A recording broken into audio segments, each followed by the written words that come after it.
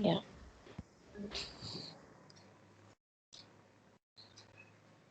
So starting from page 32, the last two lines that we read were, there all the truths unite in a single truth, truth with a capital T, where all is one, where all the ideas and truths have their right and proper place, where there is no discord and disharmony and fights between who takes which place. All truths unite in a single truth, uh, and all ideas rejoin reality.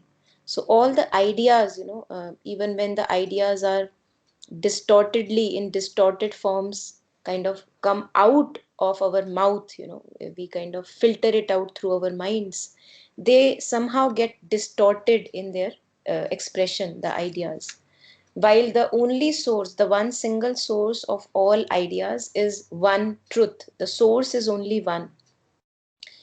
And as Kabir has said, Kabir kuan ek hai.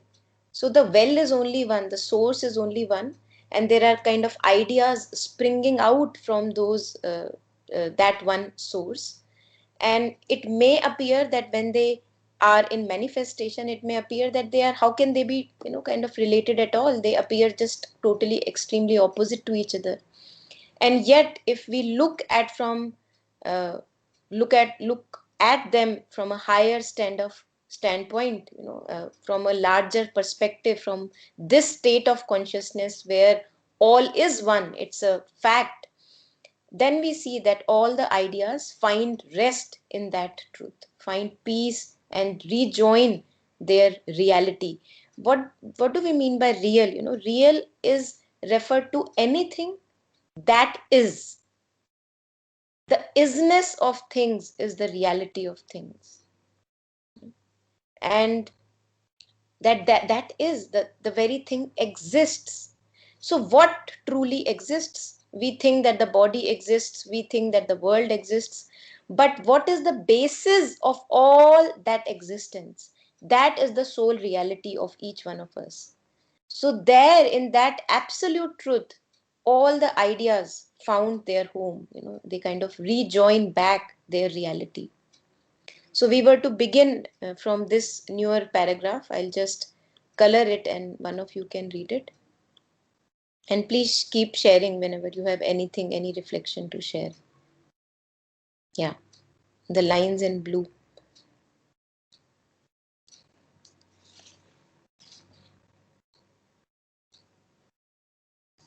There, knowing herself by her own termless self, wisdom, supernal, wordless, absolute, sat accompanied in the eternal calm, all seeing, motionless, sovereign, and alone.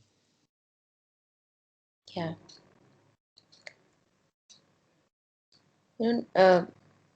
All knowing wisdom. And who would know the all knowing wisdom? The wisdom herself. It's almost a reference to our witnessing presence, when we refer to the one witnessing presence in each one of us. uh, who would know the witnessing presence? Of course, the witnessing presence herself, because it is a self-aware witnessing presence, almost like, when we talk about sun, the nature of the sun is illumination, the nature of the sun is to illumine, and by its very nature it illumines first of all its very self. So it is self illuminating in nature, and that's why its light is able to, whenever the light falls on anything, it is able to, we are able to see that object. So by its very nature the awareness is self aware. It knows itself. It's a self knowing awareness. I know that I am aware. I know only. It's one single presence.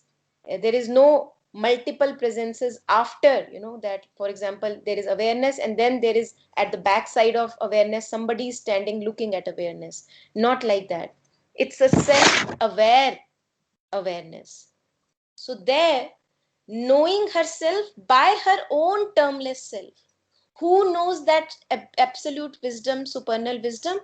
Of course, the wisdom herself. It's a self illuminating wisdom, it's a self aware wisdom, it's a conscious wisdom. There, knowing herself by her own termless self. It does not appear in terms. It is just absolutely present. Wisdom supernal, wordless. It need not. It is not dependent on words. The words are dependent on that awareness. It's almost like saying that clouds are dependent on the sky, or wave is what is there in a wave but water. So wave is dependent on water. So words are dependent on that wisdom. That wisdom is absolutely independent. It's wordless, absolute, sat, uncompanioned. Uncompanioned. There is no companion. That which only is. And that also relates in our lives with what we very negatively talk about, being alone all by yourself. This is such a beautiful thing, to be alone. Although if we look at it, we are never alone. We are surrounded by thoughts all the times. So we may be sitting alone by ourselves, yet uh, the momentum of thoughts just goes on and on for a long time, unless we find actually ourselves all by ourselves. So this wisdom, supernal wisdom, absolute, wordless, sat uncompanioned in the eternal calm, the absolute calm and stillness and poise of the universal being, all seeing, motionless, sovereign, and alone.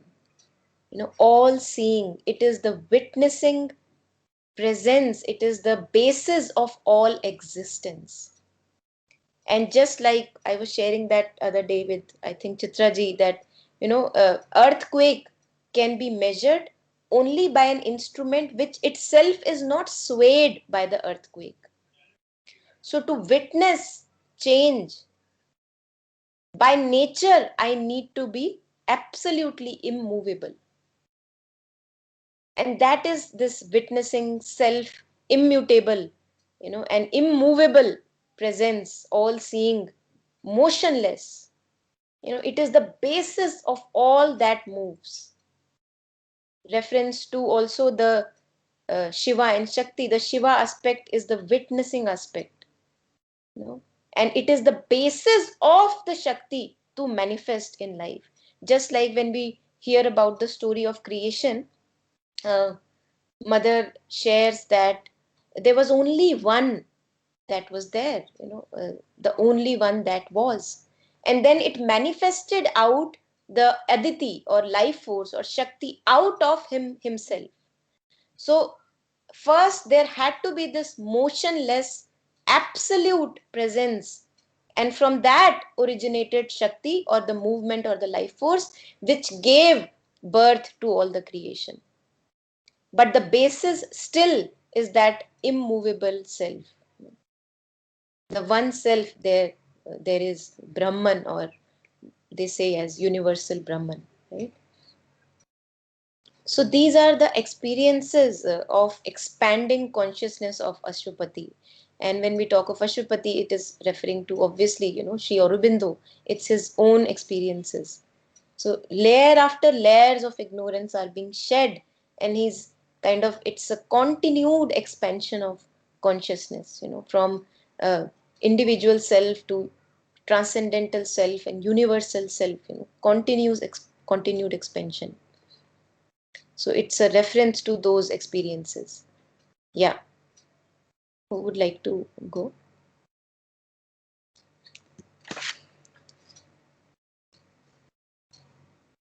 I'll go. Yeah. Their knowledge needs not words to embody idea. Idea seeking a house in boundlessness, weary of its homeless immortality. Us not in thoughts carved brilliant cell to rest, whose single window's clipped outlook on things sees only a little arc of God's vast sky. Yeah. So, in this state of consciousness, in this space, there, knowledge needs not words to embody idea. It feels that more often than not, it appears that uh, the awareness is dependent on the mind. The awareness is dependent on the feelings, but it's almost the opposite. The mind's manifestation is dependent on the all present awareness, because awareness is the base of each and every aspect of life. So here in this domain, or in this state of consciousness, their knowledge needs not words to embody idea. So whenever an idea has to be expressed, we feel in normal day-to-day life, we express it out in words, we try to form it out in words. Idea seeking a house is bound in boundlessness, weary of its homeless immortality, asks not in thought's carved brilliant cell to rest. So, in this state of consciousness, idea is not roaming around and finding a mortal house. It does not want to be, it is not seeking to be clothed in words and in little, thought minds so that it can be expressed. The fourth line says, asks not, the idea asks not in thought's carved brilliant cell to rest. It is not dependent on how thought expresses the idea. So this also tells us that idea or ideas are of a domain higher than thought. They are coming from a domain which is beyond the thought mind. And that's why Sri Aurobindo at many places he refers to idea. Whenever he writes idea, it's always with a capital I. Hmm? Asks not in thought's carved brilliant cell to rest, whose single window's clipped outlook. Now this is reference to how thought looks at the world. We know that our minds, whatever viewpoints we may have, they're always by nature limited. Why? Because the nature of the thought is a limited thing. Thought is a limited thing in itself. So no matter how wide I may think myself to be, uh, it is just a thought, right? And thought is the beautiful imagery that Sri Aurobindo gives here is whose single window's clipped outlook. So clipped outlook means a restricted outlook. I will always look at life experience from a very restricted outlook if I'm always using the thought or reason or intellect to look at things. Huh? And then the earlier line says, thoughts carved brilliant cell. Cell usually refers to a prison cell, right? A very narrow and very kind of a small area in which one remains. So thought by the nature itself is very limited. It's almost like it's imprisoned in a cell. Hmm? And imagine that the cell has a window, and that window has a very clipped, very restricted outlook.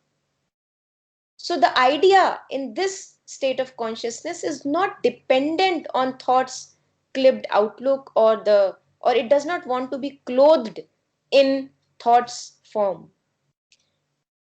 Here sees only, so whose single window's clipped outlook on things sees only a little arc of God's vast sky. So this is how our usual thought minds work in day-to-day life, seeing very limited picture, very little arc of God's vast sky. This is not how idea was manifested in this field or state of consciousness. The idea was present in its own fullness without the dependency on words to express itself. Usually The reasonable mind, the logical mind wants to cut things in pieces, to restrict things in pieces in order that it can understand what is there, right? But this was beyond the mind. This is not of the mind, and hence it is limitless, it is boundless, because mind is a limited, thought mind is a limited area that we usually operate from. So again, the next few lines refer to the boundlessness, because when we traverse beyond the thought mind, it's boundless. It's only thought that gives it a restricted appearance. It's limited, narrow. Yeah. And the wonderful thing is that, if we live our life as thought and identified more and more with thought only, we see that our lives also become very narrow and restricted, limited, very attached to our own thoughts and perceptions and ideas. So that is again a reflection that thought itself by default it's limited. So if I live a life according to my own thought patterns and believing that they are the only thing that's true in life, my life in effect will be a narrow life, a limited life. Yeah.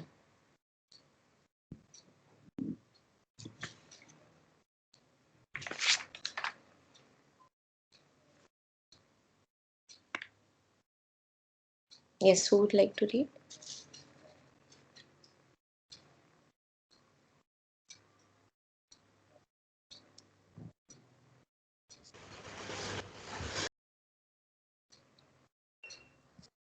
The boundless with the boundless, their consorts, while there one can be wider than the world, while there one is one's own infinity. Yeah. So this state of consciousness where one experiences, by identity, one experiences limitlessness, boundlessness, a recognition of our own true being. It's not that this has arrived from somewhere. It is forever present, but the veils of ignorance are so strong, so heavy, and so many that it is mostly unrecognizable. We are not able to recognize its presence, that yes, it is true. Hmm? Owing to the veils of mind, emotions, feelings, the idea that I am this body, all this limits our perception. So here, the boundless with the boundless, there consorts. Consorts means exchanges. To have an exchange. It's an action word. It's a verb. Consorts means exchange is happening. So the boundless is communicating with the boundless itself. Now it is up to us in what visions and images we see this happening, because this is a very intriguing sentence I found. The boundless with boundless their consorts. Usually, whenever we talk about an exchange happening, it's always me and the other, right? So there has to be an otherness in that exchange. But that's not the case here, because boundless is exchanging or consorting with the boundless. Now, how on earth that is happening, that is for us to reflect upon. Boundless in communion with the boundlessness. While there, one can be wider than the world. Usually we find ourselves so limited, in a role, in an identity, as a daughter, as a wife, as a mother, as a human being. Even a human being seems like a limit, right? But while there, one can be wider than the world. It's a recognition of our true being. Hmm. While there, one is one's own infinity. So there is no limitedness, there is no narrowness, there is no um, boundary to one's thresholds. There are no thresholds. One is one's own infinity. Even through reading these lines, we enter into some kind of a boundlessness. So it's, Exactly. That's yeah, what I thought. Now, actually, that is yeah, going on in me. Yeah. yeah, Yeah. True. yeah. The magic of these lines. Yeah.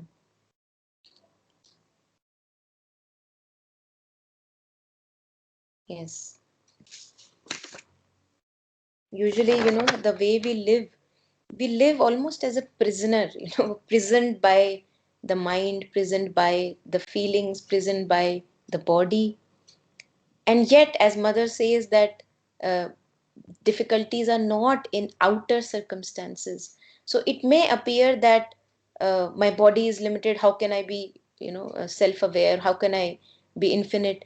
And yet, remaining in the body, one can have all the experiences of recognition of one's own truth, one's own, a sublime truth of being infinite presence.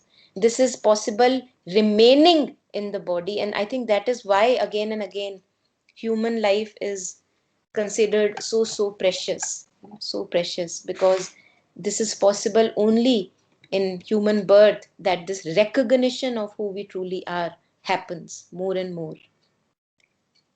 Yeah.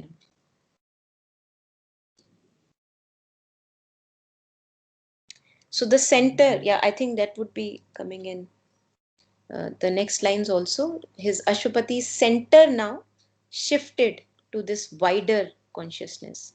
Yeah, who would like to read?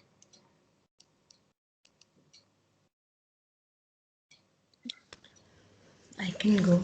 Yeah, His center was no more in earthly mind. A power of seeing silence filled his limbs. Caught by a voiceless white epiphany, into a vision that surpasses forms, into a living that surpasses life. He neared the still consciousness sustaining all. yeah. So again, who am I identifying with right now? This is the question we can ask. Am I identifying with the mind? Am I identified that I am the one uh, with the feelings? Am I identifying with the one having this body, being the body, being the feelings, being the thought? Or am I knowing and identifying myself as the one who is aware of the body, the thought, the mind, and of the awareness itself? Who am I identifying with? And on this depends my state of peace and happiness at each moment. So now Ashwapati's center has shifted. His center, so means how he identifies himself, how he knows himself to be. His center was no more in earthly mind. So I have now stopped to identify myself as thought or the feeling or the body. Now it may appear from a very far off distance that it is a very dull state to be, right? But it's not like that. In fact, it's very interesting because the more we identify ourselves as the vast aware presence, the one that knows, the one that understands, the one that is, right? The one that is aware of itself. The more and more we identify ourselves as that, we see that I am able to almost be in charge of the vital, the mental, and to some extent, the physical tantrums, you know. So it is actually a place of a deep strength, and that deep strength has a lot of power, kinetic power, which can be put into action anytime when needed. So I still have thoughts. Thoughts are not bad things to have. Thoughts are there for a reason. I have to buy something from the market, I have to think, right? So it's a harmless thought. But what happens is that we get entangled in thoughts about me as this person who I know myself to be. And those are the ones which trouble us, which kind of form a mesh around us. We are trapped in that mesh or a web. So I now see myself not as the feeling, not as the thought, although I still have feelings, I still have thoughts, and I still have a body, but the center is not there. So it's almost a mukti, it's a kind of a liberation from the overwhelming grasp or the overwhelming demands of the thought patterns, the feeling patterns, and the body patterns. So it's that kind of a liberation that one would feel, in the being.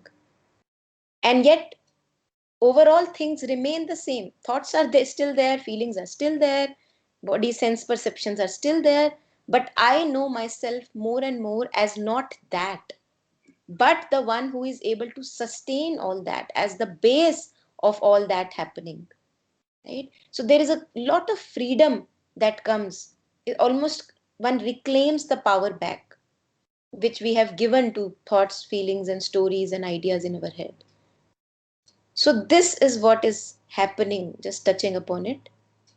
His center was no more in earthly mind. A power of seeing silence filled his limbs. Now, beautiful sentence, A power of seeing silence. Exactly what we were talking about, this silent witnessing awareness, ever present awareness. It is not an activity of the mind. Awareness is not an activity of the mind. Awareness is the basis of all that happens or does not happen. This witnessing ever present silence, silent presence, the power of seeing silence filled his limbs. Even for a moment, if we are able to lie down and fill up our being, the whole body, with this witnessing silence, I think it's a magical experience. As mother talks about calling peace in the body, it's almost similar to that. The whole being is full of that still seeing presence, an absence of all kind of seeking, because that seeing silence is not a seeking silence, it's a seeing silence, caught by a voiceless white epiphany. So Ashwapati, as if he is seized, he is carried by this voiceless white epiphany. Epiphany is a reference to revelation, something which is revealed to him, and he is seized by that revelation. His whole being is carried by that revelation into a vision that surpasses forms, into formlessness, into a vision which surpasses the material, or that which, even if, when we talk about inner sense perceptions, inner experiences, even those are also subtle forms.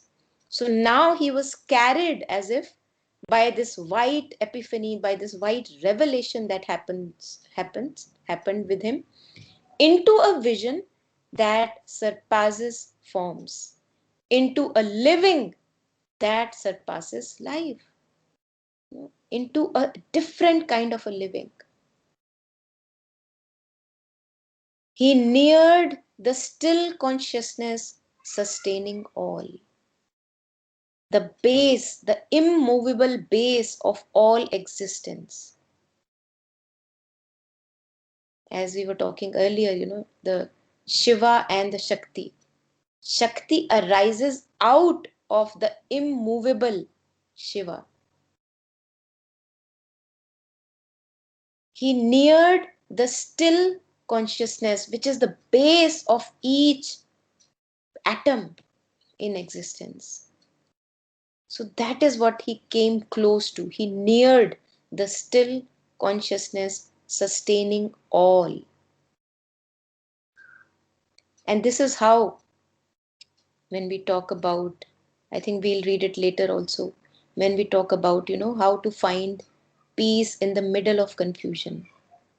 This is how we find peace in the middle of confusion. We touch those depths in our consciousness which are forever present but are as if they're untouched, because we mostly live on surface consciousness. where there is a lot of drama happening, lot of movement is happening, and we don't see, as if we don't recognize the base of all that is happening. And in mother's prayers and meditations also, at many a times we have seen how mother, uh, the attitude that mother takes when she is disturbed by something external, she delves deep, she plunges into the divine. This is the plunge. It is also the heights, but it's the we get the heights when we go to the depths. So depths and heights are equally linked to each other. Without going to the depths, we cannot reach the heights. And even the material world is a beautiful example of that. When we have buildings and constructions happening, we know how important it is for a building to have a deeper foundation, and only then it can rise above on in the sky. So it's almost similar principles on which all of it is operating, if we try to look at it.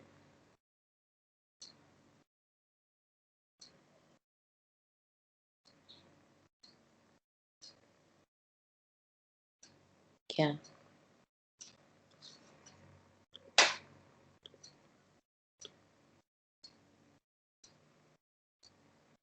Yes.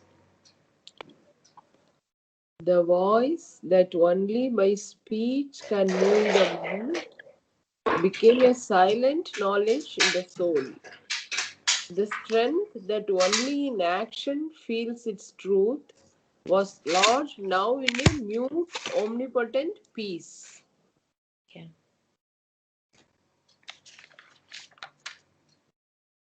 The voice that only by speech can move the mind.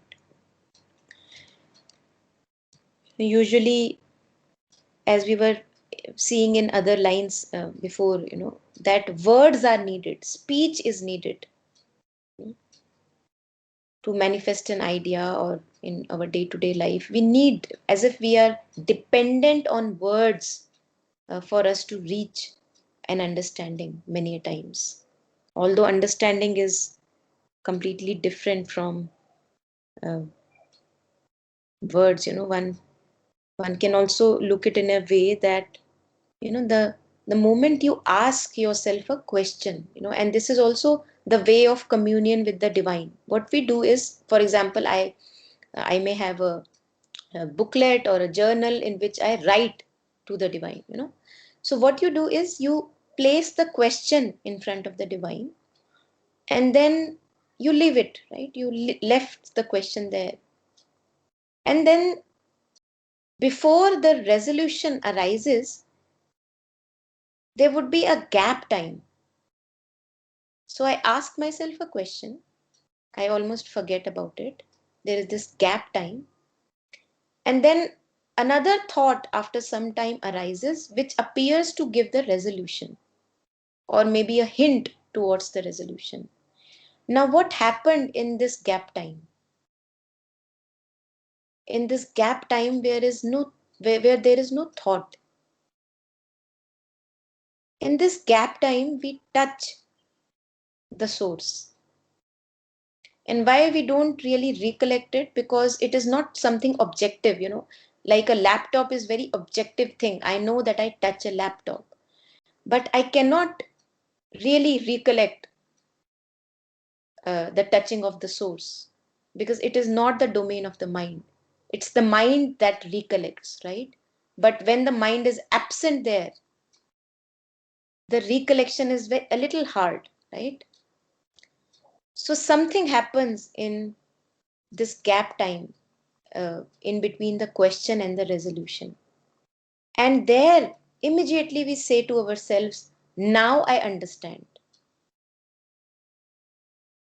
So this is, again, because I talked about understanding, it appears that understanding is a function of the mind, while understanding is not the function of the mind.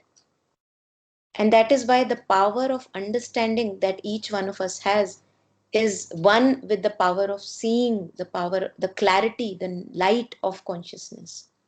Because understanding is uh, different from thought. Thought may want to express understanding through its limited words and capacities, but understanding is coming from realm beyond the thought mind, beyond the limit, and that's why understanding is uh, it's your own. You know that I understand. Now I understand. So there is no explanation you need to give to anyone. You may try to express it out in one way or the other, but that is a different matter. So it is a felt experience for each one of us, the light of understanding. So this is this basis why I touched upon understanding, because understanding feels like it's the immovable base on which all the thoughts prop up, all the words prop up. They kind of crop up from this base of understanding, standing under all of that. It's like a base, it's an immovable base on which all the thought that try to kind of frame it now into a picture would like to form. So it's a very sacred happening, when we understand something. The voice that only by speech can move the mind became a silent knowledge in the soul. A knowledge which is silent, which is not dependent on words for its expression. Sun is not dependent on objects in order to illumine. Objects are dependent on the sun to be illumined. So this ever present witnessing awareness, the self-aware presence, is not dependent on the function of mind, feeling, or sense perceptions in order to be. Just like objects are not dependent on the sun,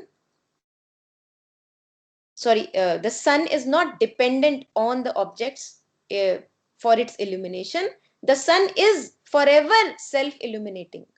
Now, whatever objects fall in kind of place, they will be in effect illuminated.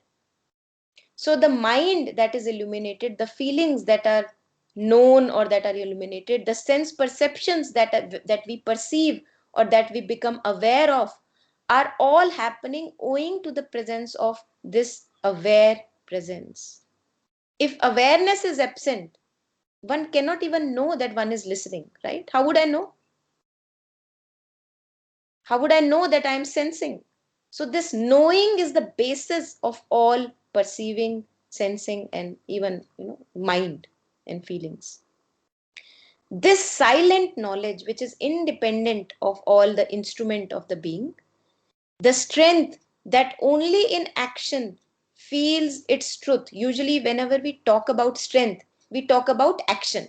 Somebody said something which appeared so powerful, so it is an action of word on which one is depending so that the strength is manifested, right? Somebody, for example, someone is fighting.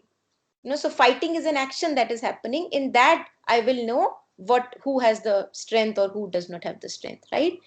The strength that only in action feels its truth, the same strength which is usually perceived only in action, was lodged now in a mute, omnipotent peace.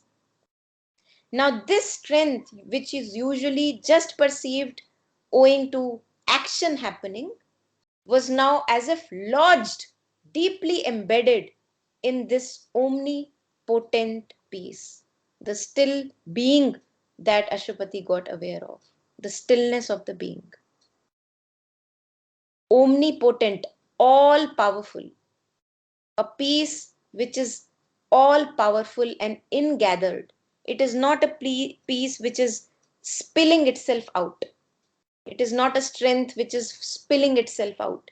It is an ingathered consciousness, but with a lot of potency, omnipotence. The strength was now lodged in a mute, omnipotent peace.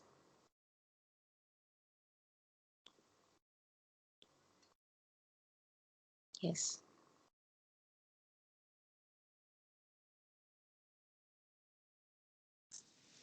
A leisure in the labor of the words, a pause in the joy and anguish of the search, restored the stress of nature to God's calm.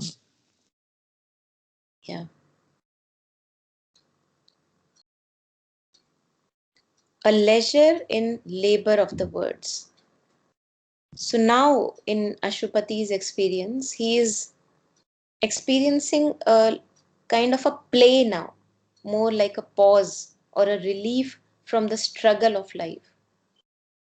Usually, life appears more often than not, it appears like a struggle, like continuous effort has to be put and a continuous kind of churning has to be there.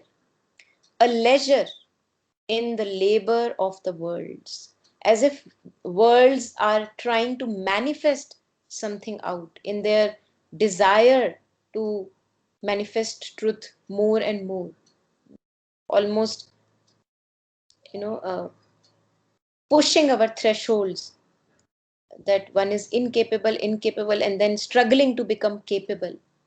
So, this labor is going on, the labor of the worlds to give birth in manifestation to divine truth.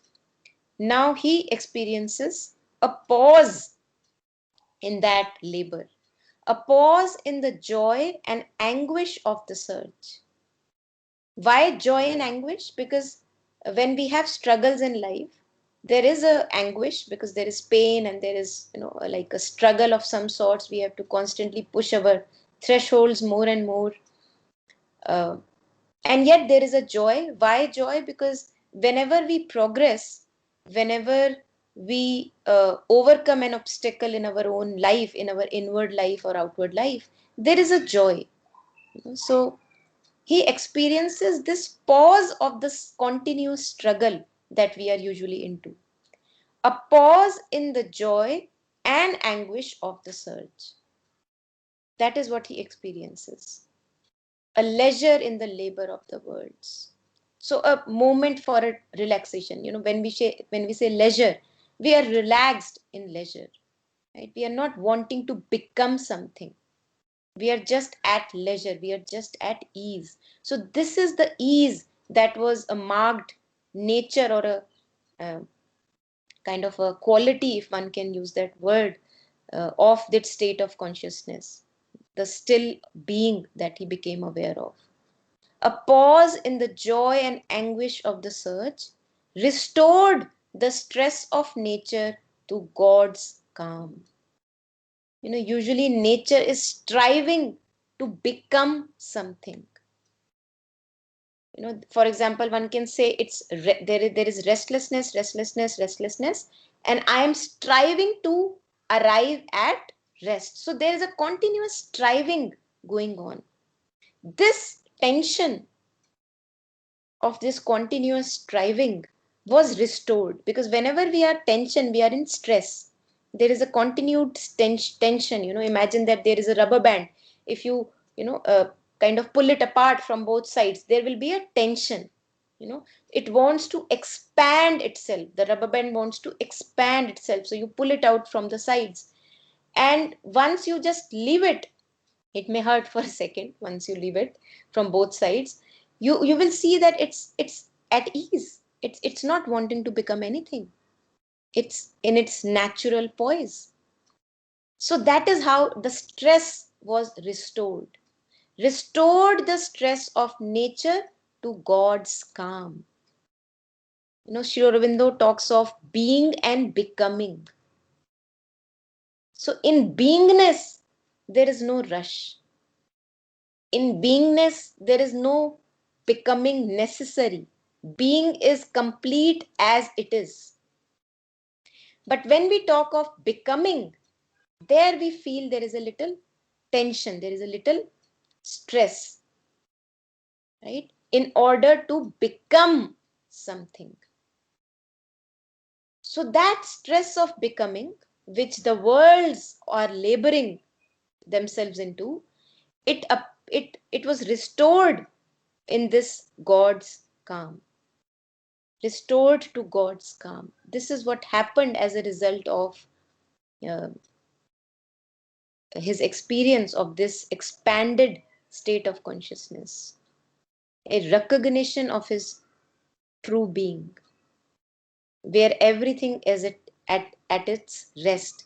Nothing is seeking or wanting to become anything. Absolute rest. Hmm?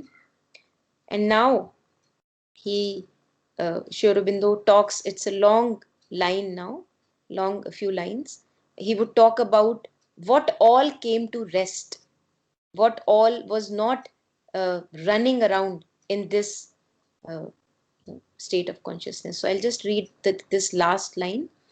Uh, a leisure in the labor of the worlds, a pause in the joy and anguish of the search, restored this pause that happened, this restored the stress of nature to God's calm. A vast unanimity ended life's debate. So the debate of the life, the ongoing struggles, who will have what place and which whose truth is more potent, and all these struggles and friction and arguments of life in order to express something out. A vast unanimity ended life's debate, as if all that debate found a closure. How? In a unanimous closure. Unanimous means that which has, if we look to the roots of this world, that which is one soul. So, in this one understanding that all is God's being, all the debates ended. That is how a resolution or a closure was achieved. A vast unanimity ended life's debate. So as mother says that each thing in this universe has its proper place. So everything gets its proper place. Thought has a proper place, ideas have a proper place, physicality has a proper place. Everything finds its proper place. And that is where we arrive at a harmony. That we are not trying to put someone at a place where it does not belong. Usually, more often in our lives, that's what we do. We try to put people in our lives uh, at certain places. We try to fit them in certain roles or places in our life, and that leads to a lot of disharmony.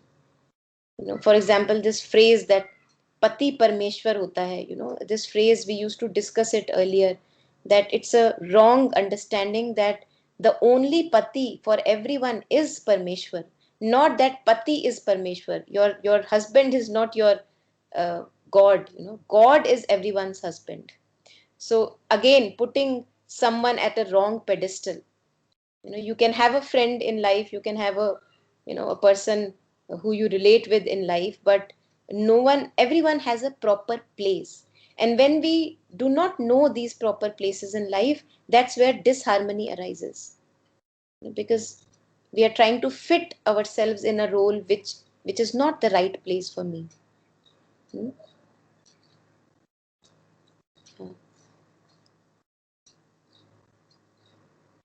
So let us, I think we'll be able to do this last few lines because they are in continuation as to what all came to rest, what all came to a pause. So let us, yeah, read these long few lines. They're all knitted together. Yeah.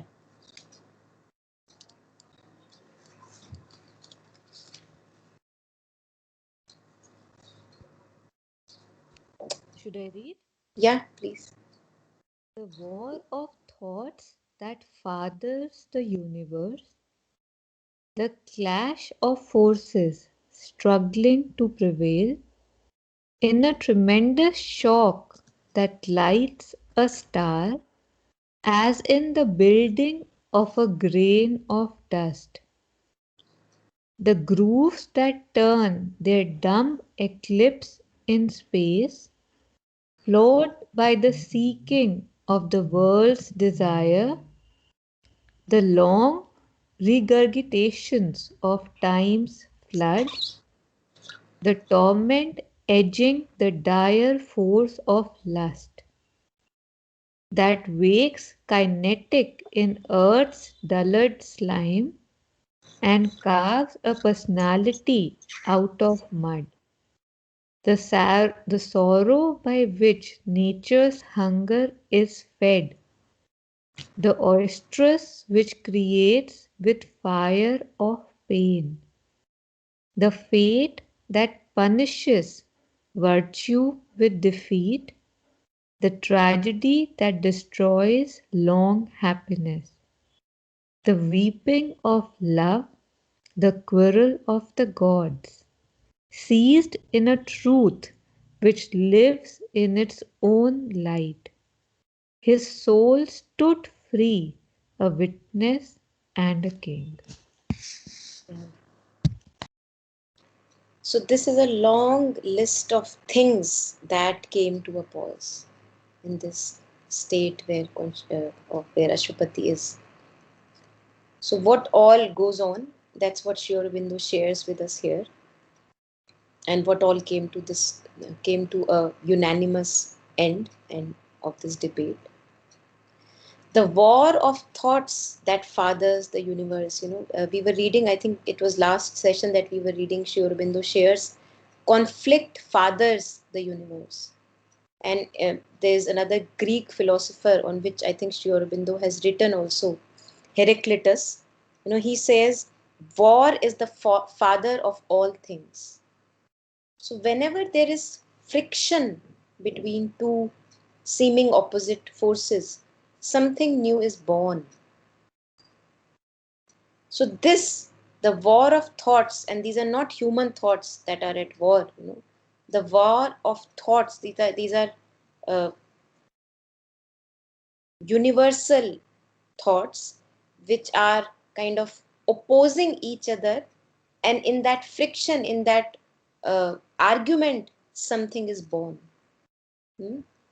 The war of thoughts that fathers the universe, the clash of forces struggling to prevail in the tremendous shock that lights a star, as in the building of a grain of dust. Now, this is a reference to the Brahman, the divine, dwells equally and expends himself equally in making of a star and also in making of a grain of dust. With very precise articulation, with a lot of precision and with a lot of love, each particle is created. Whether it's a particle of dust or whether it's a star that is being created. And for both, the clash of forces is required. We often hear about Big Bang happening, right? Again, clash of forces giving birth to the universe.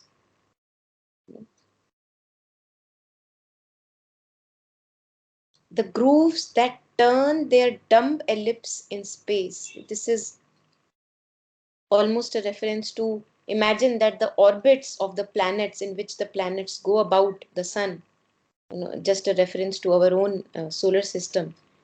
Imagine those orbits which are actually not visible orbits, but they are there, right?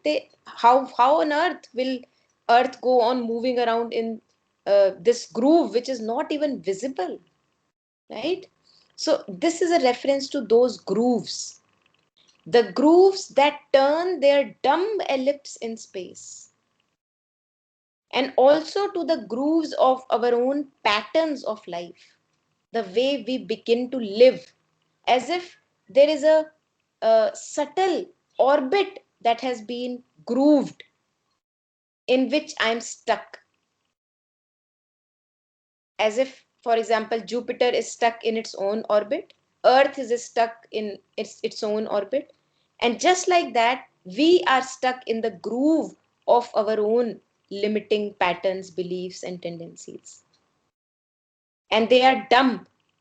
in nature, because they are not questioned. They are just as if they are the ones ruling our life.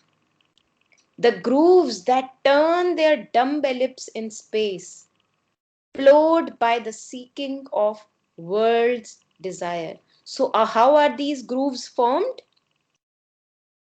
They are plowed, they are just like a farmer plows. You makes a line where he sows the seeds, for example, So these grooves are formed, they are plowed by the seeking of world's desire.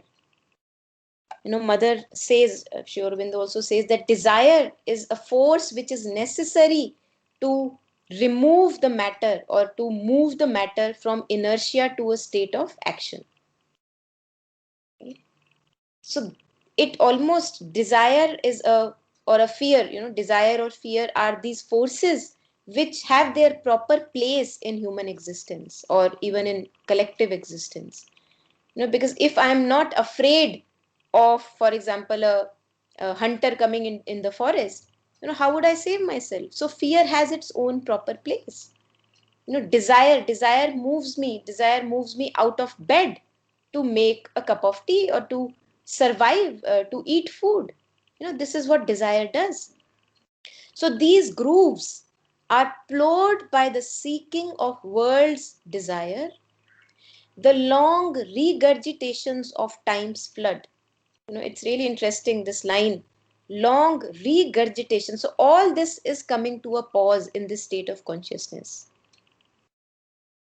The long regurgitations of time's flood, as if time eats up things, things that have happened in past, so-called past, and then it regurgitates it out. They reappear in some form or the other.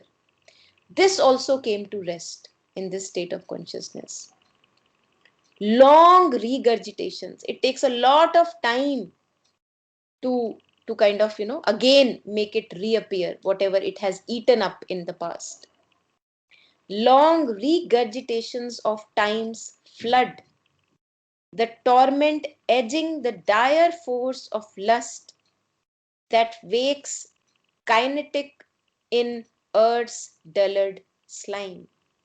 Now again, lust, as we were saying, that everything has its proper place. Fear has its proper place because it will save me of the hunter that is hunting for me in the forest. Desire will have a proper place because it will move me from inertia, right? Because inertia, the force of inertia sucks us down. So desire comes and propels us to move. And just like that, the dire force of lust, we are moved by lust. And what it creates is, carves a personality out of mud. So the matter, which is extremely resistant and obscure and dull and full of inertia, is moved almost by the force of lust, and carves a personality out of mud. All this came to a pause. So these are, again, just I'm reminding us again, because these are all a long list of things that came to a pause, a unanimous end. The the sorrow by which nature's hunger is fed. Why a sorrow? It is said in Upanishads that sorrow, that hunger is death. Why hunger is death? For example, if I am hungry, I will be of course eating something. And what I will be eating is death for that one. So even if I am eating a plant, that plant has to die for my hunger. The sorrow by which nature's hunger is fed. So for my hunger's satisfaction, something has to die. So it is a sorrow for the other. The estrus which creates with the fire of pain. The estrus means the heat. The estrus which creates with the fire of pain. The fate that punishes virtue with defeat. We have often seen, we often read about people who have been really amazingly uh, wise and one of their own kinds, and they have been treated so badly. Jesus, look at Jesus, how he was treated, put on cross and nailed and all that. So fate that punishes virtue with defeat. Now that's a different matter, that when we are punished, when even when being virtuous we are punished, it actually gets in touch, uh, you know, we get in touch with a deeper presence, with a deeper strength, with a divine strength within. So virtue in is its own reward. कर्म और फल एक साथ हो रहा है. The moment I do any action springing out of a the rightness within the being, it is empowering in nature, and that is its very cause and effect at once. And the very cause and effect of a, for example, action coming from a sense of separate self or ego, would be weakening in nature. I'll be making myself weaker. So that is its, again, karma and phal together, right? Now, referring to the fate that punishes virtue with defeat, so all this has come to an end in this state of consciousness. All the pain, the labor, the suffering, the struggle, the punishment of virtue with defeat, the tragedy that destroys long happiness, the weeping of love and the quarrel of gods, the clash of gods, the forces in existence, all that came to an end. All that ceased in a truth which lives in its own light. Now, beautiful line again, as we were referring to sun, sun is by nature, it's the nature of sun to be illuminating. And that's the nature of truth. Truth is cleansing in nature. Truth is by itself illuminating in nature. So all that discord, all that struggle ceased in a truth which lives in its own light. So there is no other light that is shining upon the truth. Truth is its own light. Sun is its own light. And that is why I think sun is also referred to as, I think Sri Aurobindo and Mother referred to him as sun as um, I'm forgetting what exactly they refer to it. So they kind of related to the divine presence, right? Because divine presence is self-illuminating in nature, and sun also is self-illuminating in nature. Yeah, Yeah, Chitra ji, yeah, please share. yeah. It Yeah. is a representative of supramental light, actually. Supramental light, Yeah, exactly. Yeah, yeah.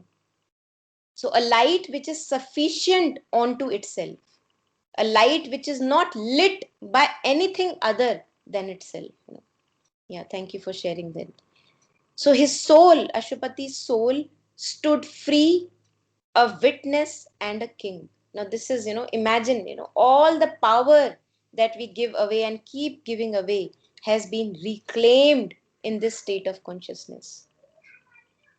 And that's where we experience this freedom, this liberation, mukti, from all that binds us, that kind of ties us to the existence. And a king, a king is a master, a ruler. Only then we can even talk about self mastery. And otherwise, self mastery is a far fetched goal when we are not in touch with our true beingness. It's almost impossible to be master of at least one's own thoughts and feelings. Yeah.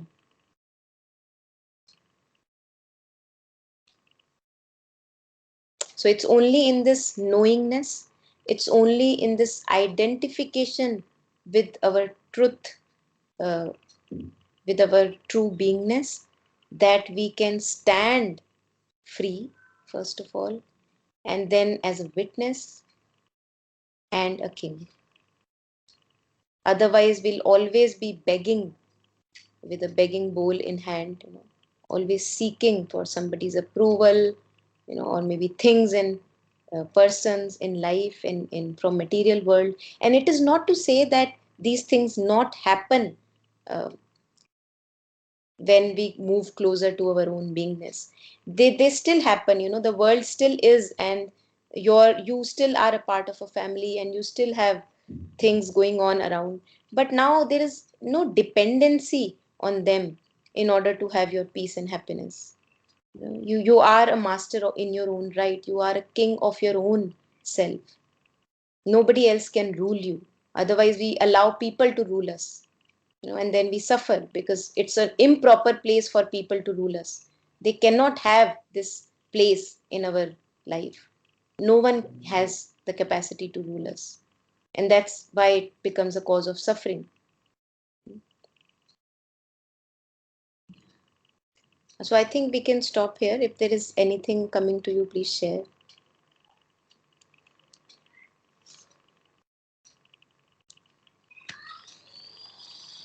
Yeah, thank you.